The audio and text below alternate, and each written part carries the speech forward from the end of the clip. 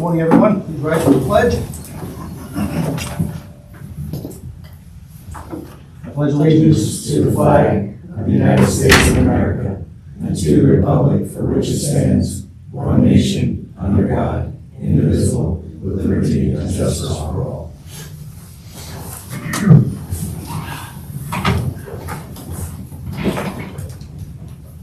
First item is any public comments or questions concerning today's agenda? Seeing none, we are going to jump all the way down to miscellaneous, because I know Mike wants to get to the bank. And as we've done for many years, is supporting Habitat for Humanity. Mike has just shared to me that they're on to their 38th house. 38th house, and its final inspection is this morning. I haven't heard the result yet, but I'm pretty confident we'll pass. And we have the groundwork is being done for 39, which is right next door to 38, both in Pocono and Hunter Lake Estates. So I think the other plug we should put out there is that you're always looking for property to be donated.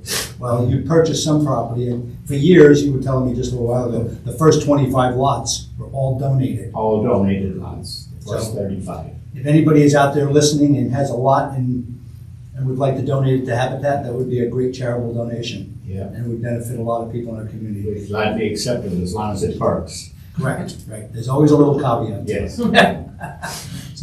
So we have your check here for $75,000. I always like to tell everyone, this fund comes out of the Act 137 fund, which is the recording of documents in the county. So, and it's for housing purposes in the county. And what better group to do it than Habitat for Humanity? And such a great leader. Yep, you are. How many years, Mike?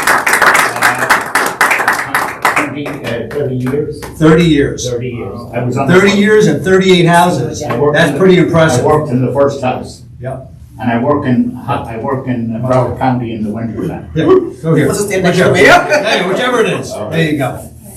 Smile. All right, get back to work. How many houses have you done in Florida? It's a different operation now. The last development I was on, they had 69 houses in the same development. The Army Corps of Engineers come in to clear the lot. And they build townhouses there, they build apartment houses, they do unbelievable stuff. I mean, they had a donation of $500,000 from Waste Management. That shows you the size of their office. They have paid supervisors there. Really? Oh yeah, all paid supervisors. Yeah. Well, keep up the good work. Okay, thank you all very Merry much. Christmas. Thank you. Bye now. Have a nice Christmas, everybody. Hey, you go outside and ask you a couple more. Okay. We're gonna stop meeting at 7 o'clock. People are starting to talk.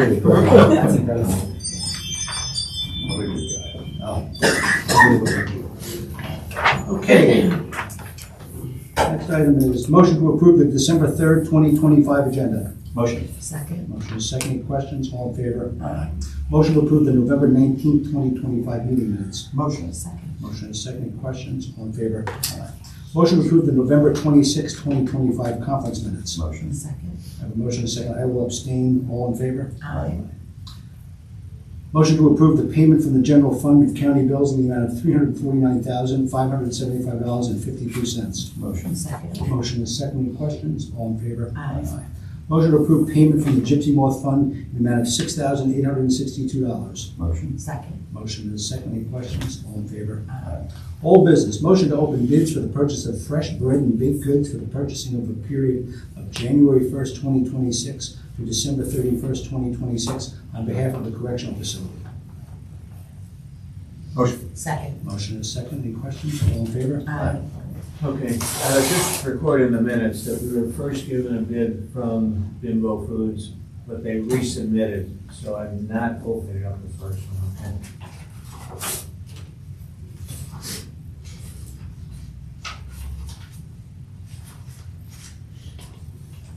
Total bid, $104,815, with a bid bond of $10,048,150. That's the only bid. That's the only bid. Okay, Still, so I mean, want to check it we'll out. table it until the December 17th meeting, so the correctional facility can review it. Right, that's what you, yep.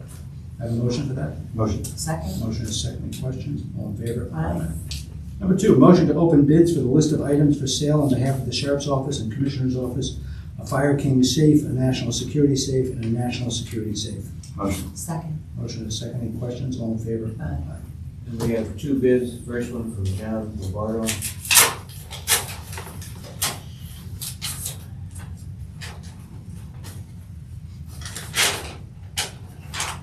And he bid on all three. The Fire King safe, he bid $100. The National Security safe, he bid $100. The National Security safe, which is 40 inches wide, $150. The other gentleman is a Michael Halstead.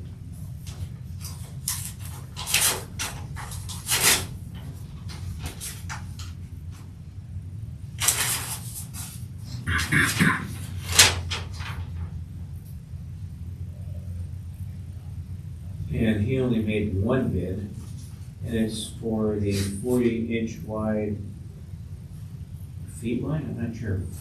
Is it?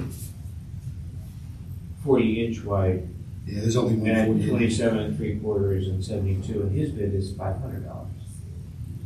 So he wins that one, Okay. and Mr. Lombardo wins the 24-inch and the Fire King safe. Okay, can I have a motion to that effect? Motion. Second. Motion is second. Any questions? All in favor? Aye. Alrighty.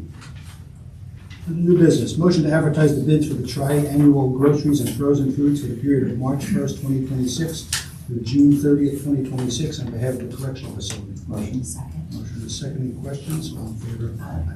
Motion to execute the share housing council agreement between Rebecca Mugan and the County of Pike on behalf of the Area Agency on Aging. Motion. Second. Motion is second. Any questions? All in favor? Aye. Motion to authorize the chairman to execute the request for quotation from Morgan Site Contractors in the amount of $2,979.45. Motion. Motion is second. Any questions? All in favor? Motion to approve the Fair Human Service Payment Voucher in the amount of $4,749.80 on behalf of the Office of Human Services. Motion. Second. Motion is second. Any questions? All in favor? Aye. Motion to appoint Jay Morrow as Public Director to the Pike County Conservation District Board for a full-year term ending December 31st, 2029. Motion. Second. Motion is second. Any questions? All in favor? Aye. The next item we have is under miscellaneous, and that is always the Penn State Extension calendar of events for the community's information. And then we have a little report here on introduction from Jennifer. Thank you, Jennifer. How are you? Good morning, commissioners and staff and residents. Today I'm here to share two things we have going on. The first one is a promotion called Our Holiday Gift to You. The dates are from December 1st to the 15th. We're offering 20% off all online courses using the discount code HOLIDAY20. You can find this information via email if you're an opted-in subscriber, and we'll be posting it on our social media as well. Second one is Invest in Yourself campaign. The dates are January 5th through the 31st. We're offering 25% off. It's a price drop across the site with no discount code required. And again, we will be emailing that, and you can find it on our social media. Some good news to share. I partnered up with Angela Bassani from the United Way, and we have agreed to partner up throughout 2026 with the United Way's support to bring new programming into Pike County, which I'm really excited about. As we add the programs and dates to the book, I'll share them with your office and as well as quarterly in the public meetings. And then finally today, our Extension Council and any guests they might have invited will be at the Pike Public Library to attend a presentation by Monroe County Vector Control Coordinator Aaron Lombard. I've invited Aaron with me here today. He'll give you a few minutes, some information.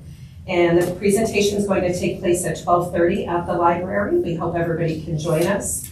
And here's Aaron to give you more of that information. And I thank you all always. I hope you have a great holiday. Thank you. Thank you, Jennifer. Thank you. Good morning, everybody. It's a pleasure to be here. Thank you for giving me a moment to speak with y'all. I work as coordinator for the Monroe County Mosquito Control Program. We are grant funded through the state of Pennsylvania, and we provide services to Pike and Wayne counties as well.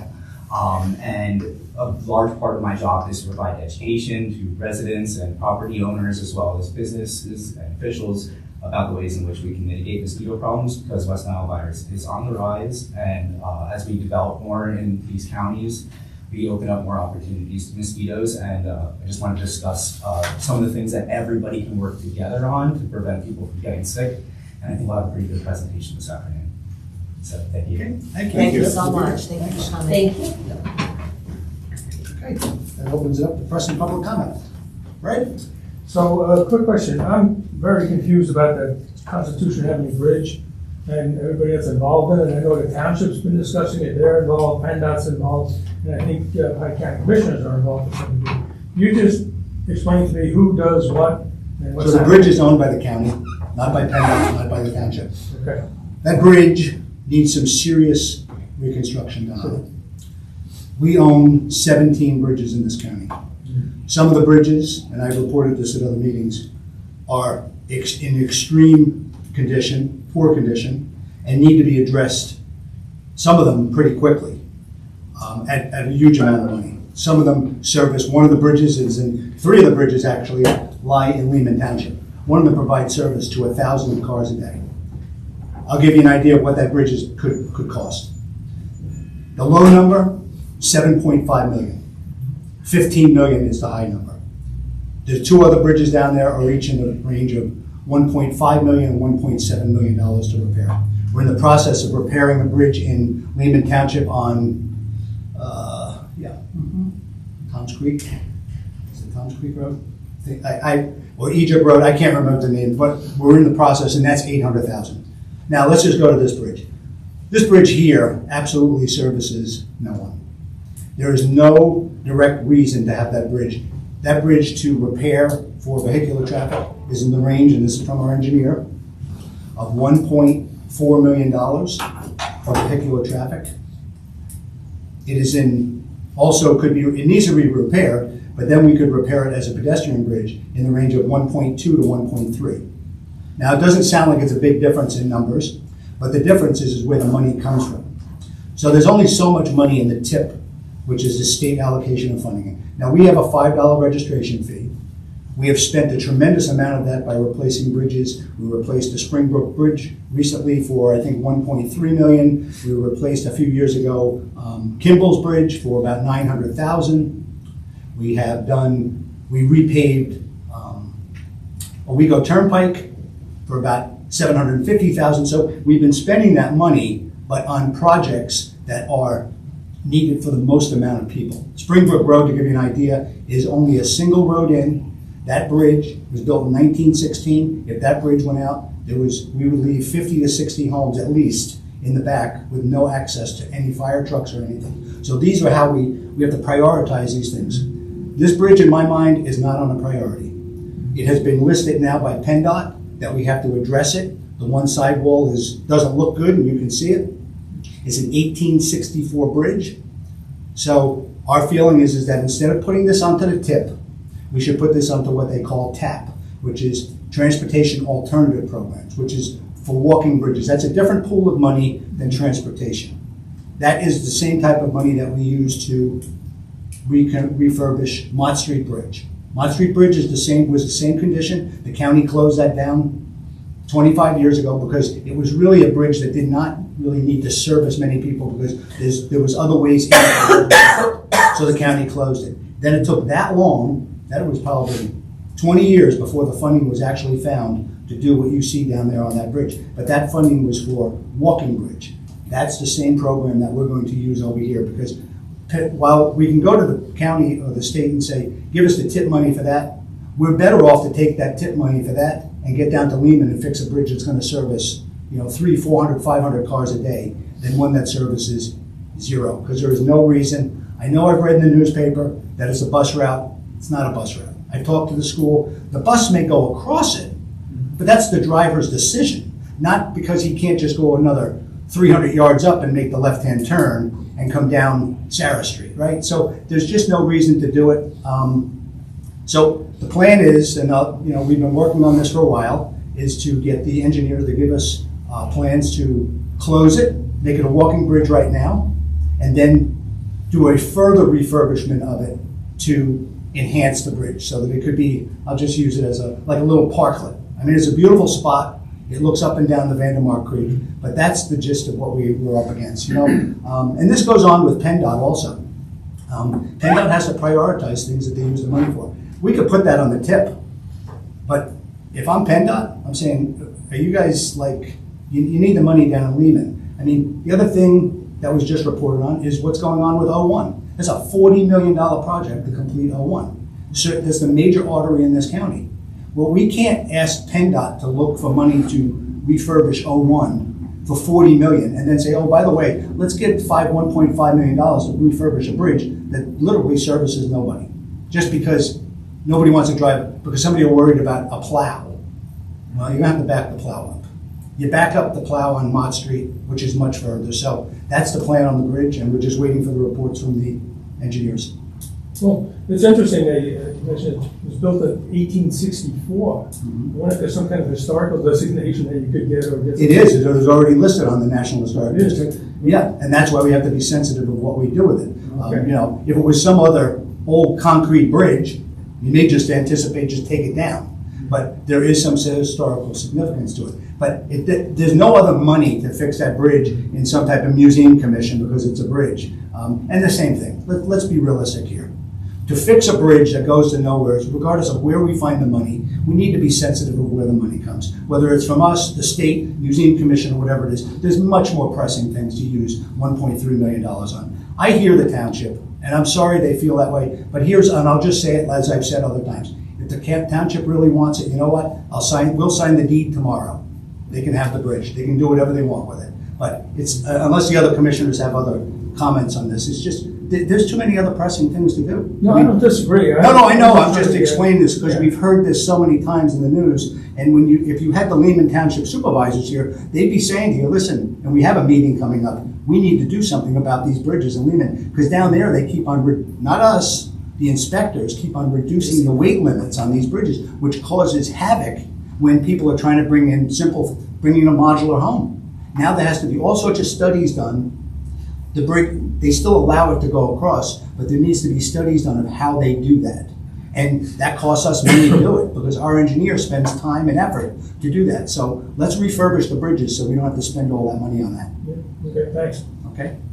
You know, along that vein, we reported on this several times, as you know, but there's still some lingering questions. First of all, you know, the weight limit was dropped. I'm curious who dropped that weight. PennDOT. PennDOT did drop the weight. We don't have any PennDOT, between PennDOT and our engineers, they're the ones that do that. And as I've said, because people have asked that, like, we sit up here and vote on weight limits on bridges. We don't. They dropped it.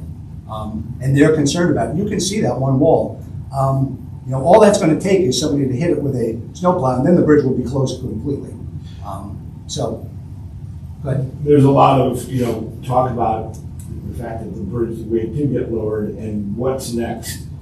Is there any type of time frame for when you're going to maybe change, or PennDOT or whomever is going to change how this bridge works, whether they drop it to the signal lane or you just drop it to the pedestrian lane? What are we looking at here? So we understand, it's not PennDOT's decision. Okay, it's good. In fact, if PennDOT wants to make the decision, again, we'll sign the deed over to them and they can have it, right? I mean, we don't want to own bridges. The plan is in place right now to do a design so that we can turn it into a walking bridge right now. I think the last report said that we had 6 or 7 months to make these decisions of what we were doing. And that's the plan. That's right now, that plan on the table. The engineer will come to us and show us, this is what I can do right now on a temporary basis to put barricades up and turn it into just a walking bridge on looking at it from the Milford Borough side, keeping people to the right-hand side of the bridge and keeping people away from the wall that's leaning like this. So it's December, sorry to say it's November, it's December. When do you expect some tangible changes? We'll talk to the engineer and we'll see. We'll make those announcements. We've already directed Planning Commission to start looking at putting it onto the TAP program, as we did with the Mott Street Bridge. And again, that doesn't happen overnight either, because as I said to you with the Mott Street Bridge, that was 20 or 20 some years in the making to find that, whatever we got, $700,000, and PennDOT then kicked in the rest to refurbish that. I mean, can you give us just an approximation? You know, we expect it to turn over to pedestrian sometime in May or sometime in September or whatever. Any type of a date that you can give us approximately. Sooner than that. Okay. Next question. Back to Mr. Donald. Talk to me about.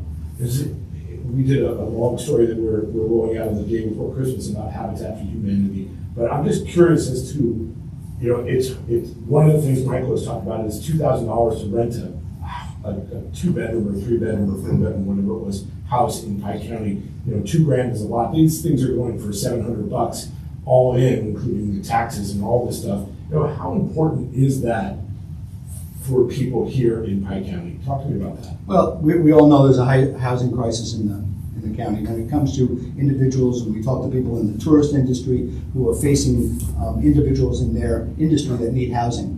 That's the biggest component that they face, because a lot of those jobs, and it's the largest industry in the county, whether it's Woodlock or Milford Hospitality or Settlers Hospitality, and these type of housing units help their individuals that are working there find affordable housing. If we could do more with Habitat, that's why I put the little plug out there. There's people out there with land, donate it to them.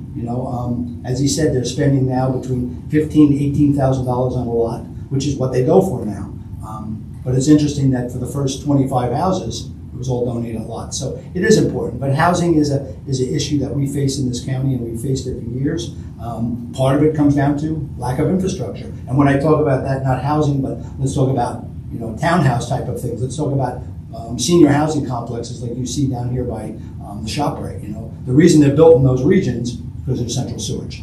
And until we wrap our minds around the fact that we need certain areas with central sewage, that we're going to be facing this forever, because there's no way that they could build those type of units and put them on a sand mound. Not going to happen. So. Thank you. Anyone else? Okay. Thank you. Adjourn. Thank you.